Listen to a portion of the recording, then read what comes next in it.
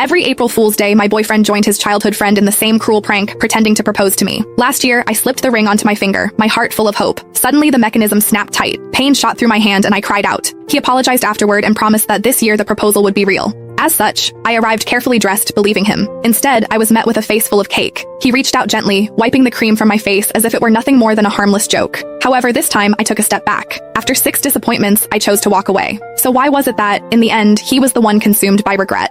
Every year on April Fool's Day, my boyfriend would team up with his childhood best friend to pull the same prank on me. He would pretend to propose. Last year, the two of them laughed like it was the funniest thing in the world, even though my fingers were almost crushed in the process. Later, he apologized and swore that this year would be different. This year, the proposal would be real. As such, when he called me again, sounding urgent and telling me to come to the place where we had our very first date, I believed him. I curled my hair, got my nails done, and spent extra time perfecting my makeup. I picked out a brand new outfit and even drafted the announcement post I was going to share once everything became official. However, the second I stepped through the door, smiling and full of excitement, a thick slab of cake cream slammed straight into my face. Laughter burst out from among the crowd and a girl's voice rang out, bright and smug. I told you Whitney can't take a joke, someone else said. You insisted on calling her. Now look at what's happened. Sylvia huffed and sat on the couch. The mood shifted instantly. The way everyone looked at me turned cold. She was the only girl in their group, the one everyone spoiled. As long as she was unhappy, everyone would rush to comfort her, Nolan included. The first time I met her, she organized a game of truth or dare. When other people got dared, it was just something a little embarrassing. However, when it was my turn, they asked me to do something way out of line in front of everyone. All I said was that it was too much and I did not like it. Sylvia's eyes immediately turned red and she ran out of the room. Everyone ran after her, Nolan too. The welcome party that was supposed to be for me ended with me sitting there alone. He never said anything about it afterward, but from that day on, he never brought me to their gatherings again unless Sylvia said it was okay. Then Nolan looked at me, his brows pulled tight. Whitney, apologize to Sylvia. Before, I would have swallowed everything. I would have forced a smile, apologized, and explained myself just to fit in, just so Nolan would not look bad in front of his friends. I probably would not have even waited for him to ask.